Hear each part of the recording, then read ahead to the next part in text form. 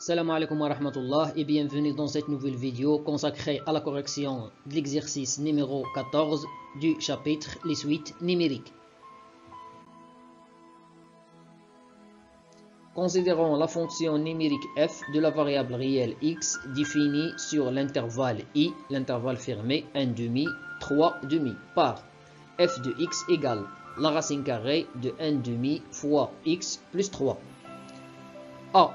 Déterminer les variations de la fonction f sur l'intervalle i. B. En déduire que l'image de i par la fonction f est inclue dans l'intervalle i. La deuxième question. Considérons la suite un définie par u0 égale à 1 et un plus 1 égale à f de un pour tout entier naturel n. A. Montrer par récurrence que un se trouve entre 1/2 et 3/2 pour tout entier naturel n. La question B. Étudier le sens de variation de la suite un. La dernière question. Montrer que la suite un est convergente et déterminer sa limite. La première question. Déterminons les variations de la fonction f sur l'intervalle i. On a f de x égale la racine carrée de 1/2 multiplié par x plus 3. On a aussi 1/2 multiplié par x plus 3 supérieur strictement à 0 implique que x plus 3 supérieur strictement à 0 car 1/2 est positif. Cela signifie que x est supérieur strictement à moins 3. Donc, quel que soit x appartienne à l'intervalle ouvert moins 3 plus l'infini, 1/2 multiplié par x plus 3 est strictement positif. Il en résulte donc que, quel que soit x appartienne à l'intervalle fermé 1/2, 3/2, 1/2 fois x plus 3 est strictement positif, car cet intervalle est inclus dans l'intervalle moins 3 plus l'infini. Et la fonction définie par 1/2 fois x plus 3 est dérivable sur l'intervalle i, car c'est une fonction polynomiale. L'intervalle i, c'est l'intervalle fermé 1/2, 3/2. Les deux dernières conditions signifient que la fonction f est dérivable sur l'intervalle i. Et on a, pour tout x de l'intervalle i, c'est-à-dire l'intervalle fermé 1/2, 3/2, la dérivée de f, c'est la dérivée de cette expression. Il s'écrit sous la forme racine carrée de h. Et la dérivée de racine carrée de h, c'est la dérivée de h sur 2 racine carrée de h. Tel que h, c'est 1/2 fois x plus 3. Alors voilà la dérivée de h sur 2 racine carrée de h. On sait que la dérivée de kf, c'est k fois la dérivée de f, tel que f dans ce cas, x plus 3. La dérivée de x plus 3, ça fait 1. Et 1 fois 1/2, ça fait 1/2. Donc, la dérivée de f égale à 1/2 fois 1 sur 2 racine carrée de 1/2 fois x plus 3, c'est-à-dire 1 quart racine carrée de 1/2 x plus 3.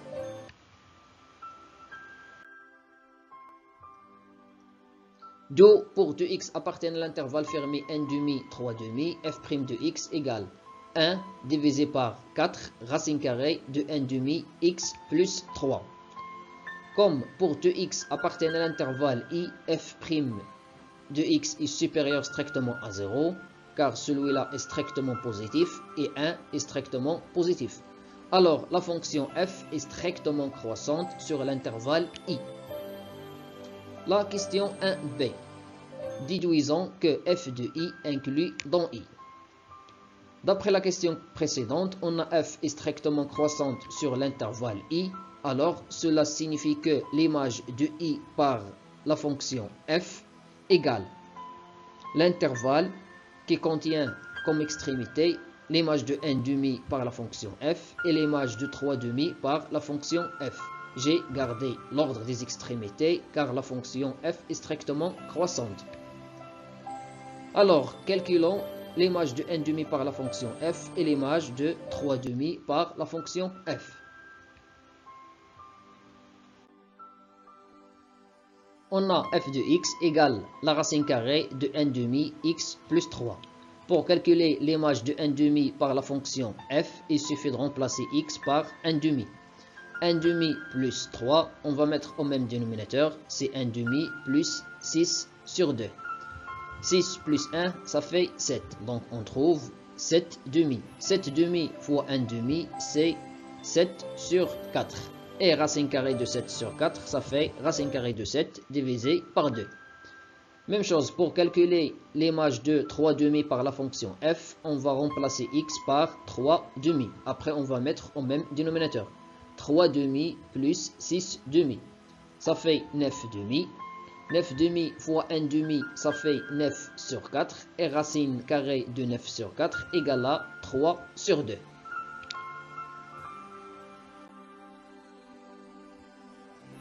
Donc, l'image de l'intervalle i par la fonction f égale l'intervalle fermé, racine carrée de 7 sur 2, 3 sur 2. Racine carrée 7 sur 2, c'est l'image de 1/2 par la fonction f. 3/2, c'est l'image de 3/2 par la fonction f. Et on a l'intervalle fermé, racine carrée de 7 sur 2, 3 sur 2, incluant l'intervalle fermé 1/2, 3/2. Car racine 7 sur 2 est supérieure strictement à 1/2. Par conséquent, l'image de l'intervalle i par la fonction f est inclue dans l'intervalle i.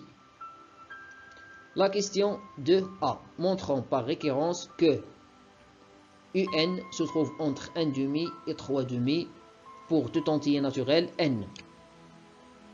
Pour n égale à 0, on a u0 égale à 1.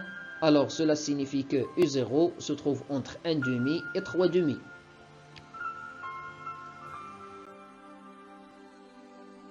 Alors, la propriété est vraie pour le premier terme. Soit n un élément de n, supposons que un compris entre 1 sur 2 et 3 sur 2. Et montrons que un plus 1 compris entre 1 sur 2 et 3 sur 2. D'après la première question, on a la fonction f est strictement croissante sur l'intervalle fermé 1 sur 2, 3 sur 2. Donc, un se trouve entre 1 sur 2 et 3 sur 2 d'après l'hypothèse de récurrence, implique que f de un compris entre f de 1 sur 2 et f de 3 sur 2. D'après ce qui précède, f de 1 sur 2, ça fait racine 7 sur 2. F de 3 sur 2, ça fait 3 sur 2. Et d'après l'exercice, f de un, c'est un plus 1. On sait que racine 7 sur 2 est supérieure à 1/2. Alors, on trouve que un plus 1, il est entre 1/2 et 3/2.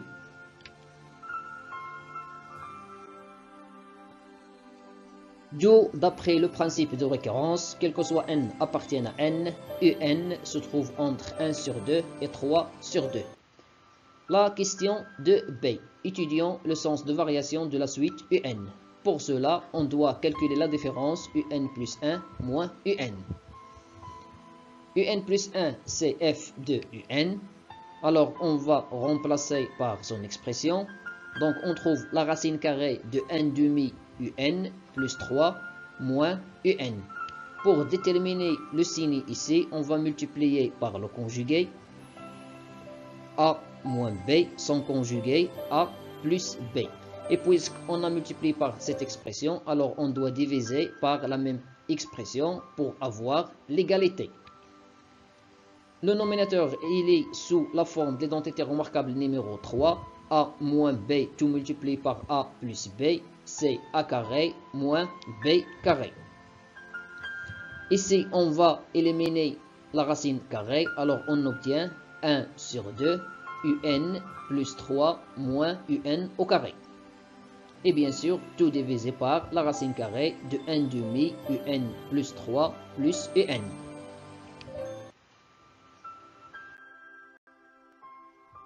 L'étape suivante, c'est la factorisation du nominateur par 1/2. Alors, si on factorise par 1/2, on trouve 1/2 multiplié par un plus 3, le voilà, et ici devient moins de un au carré. Après 1 demi au nominateur, alors voilà 2 au dénominateur. Donc on trouve un plus 3 moins 2un au carré, tout divisé par 2 multiplié par la racine carrée de 1 demi, un plus 3 plus un.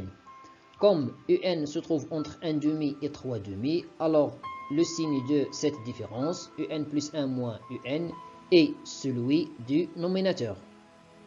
Cette expression, car le dénominateur est strictement positif. Un se trouve entre 1 demi et 3 demi, alors strictement positif. La racine carrée est strictement positive, toujours d'après cette condition. Alors la somme strictement positive multipliée par 2 reste strictement positif. Alors pour déterminer le signe du nominateur, il suffit de déterminer le signe du trinôme moins 2x au carré, moins 2n au carré, plus x, un, plus 3. Pour cela, on va calculer le discriminant delta. On a delta égale b au carré moins 4ac. B, c'est le nombre 1. A, c'est le nombre moins 2. Et C, c'est le nombre 3. 1 au carré, c'est 1. Moins 4 fois moins 2 fois 3, c'est 24. 24 plus 1, c'est 25. Donc delta égale à 25. Il est supérieur strictement à 0. Cela signifie que le trinôme moins 2x au carré plus x plus 3 admet deux racines différentes, x1 et x2, telles que x1 c'est moins b moins racine delta sur double a. B c'est 1, alors moins b c'est moins 1. Delta c'est 25. 2a c'est 2 fois moins 2. A c'est moins 2. Racine 25, ça fait 5. 2 fois moins 2, ça fait moins 4. Moins 1, moins 5, c'est moins 6. Moins 6 sur moins 4, c'est 3 demi. La deuxième racine, x2. Moins b plus racine delta sur double a. Delta, c'est 25. A, c'est moins 2. Et moins b, c'est moins 1. Racine carrée de 25, c'est 5. 2 fois moins 2, c'est moins 4. Alors, moins 1 plus 5, c'est 4. 4 sur moins 4, c'est moins 1. D'autre part, on sait que puisque le trinôme admet deux racines, alors il est factorisable sous cette forme. A multiplié par x moins la première racine, multiplié par x moins la deuxième racine.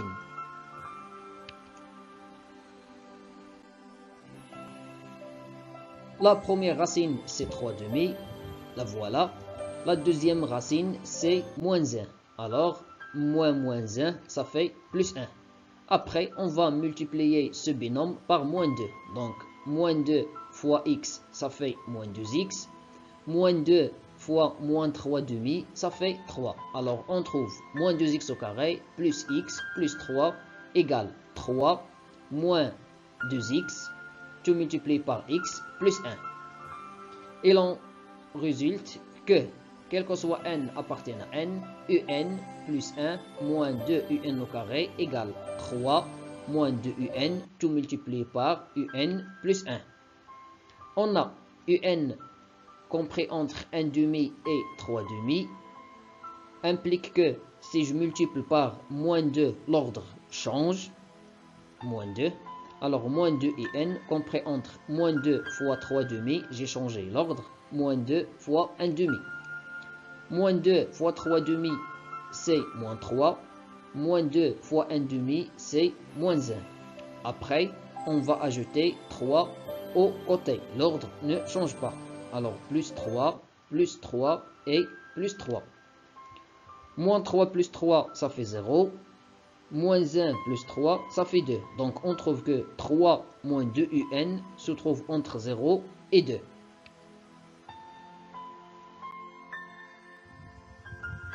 Par conséquent, quel que soit n appartienne à n, 3 moins 2 un est supérieur ou égal à 0. Voilà. Ainsi, un se trouve entre 1 demi et 3 demi. Si j'ajoute 1, l'ordre ne change pas. Alors un plus 1 compris entre 1 demi plus 1 et 3 demi plus 1. L'étape suivante, on va mettre au même dénominateur 1 demi plus 2 sur 2 et ici 3 demi plus 2 sur 2. 1 demi plus 2 sur 2, ça fait 3 sur 2. 3 sur 2 plus 2 sur 2, ça fait 5 sur 2. Donc, un plus 1 compris entre 3 demi et 5 demi. Cela signifie que, quel que soit n appartienne à n, un plus 1 est supérieur strictement à 0, puisqu'il est supérieur ou égal à 3 demi. D'après 1 et 2, et par produit, on déduit que, quel que soit n appartienne à n, 3 moins 2 un, tu multiplies par un plus 1, est supérieur ou égal à 0. Supérieur strictement à 0, supérieur ou égal à 0, le produit nous donne supérieur ou égal à 0. Cela veut dire que, quel que soit n appartienne à n, un plus 1 moins 2 un au carré est supérieur ou égal à 0. Ou encore, quel que soit n appartienne à n, un plus 3 moins 2 un au carré, tout divisé par 2 racine carrée de 1 demi fois un plus 3 plus un est positive. Et cette expression, c'est l'expression de un plus 1 moins un. Alors, par suite, quel que soit n appartienne à n, un plus 1 moins un est supérieur ou égal à 0. Il s'ensuit que la suite un est croissante. La question 2c, montrant que la suite un est convergente et déterminant sa limite. Puisque la suite un est croissante majorée par 3 demi, alors elle est convergente. Soit L égale la limite de un quand n tend vers plus l'infini. On a, quel que soit n, un élément de n, un plus 1 égale à f de un, et u0 appartient à l'intervalle i, l'intervalle fermé 1 demi, 3 demi. La fonction f est continue sur l'intervalle i, car elle est dérivable sur cet intervalle, avec l'image de i par la fonction f est inclus dans i. La suite un est convergente. Il s'ensuit donc que la limite L de la suite un est solution de l'équation f de x égale à x. On a f de x égale à x équivaut la racine carrée de 1 demi x plus 3 égale à x. J'enlève les deux côtés au carré, on a l'équivalence car on travaille sur cet intervalle x et est positif.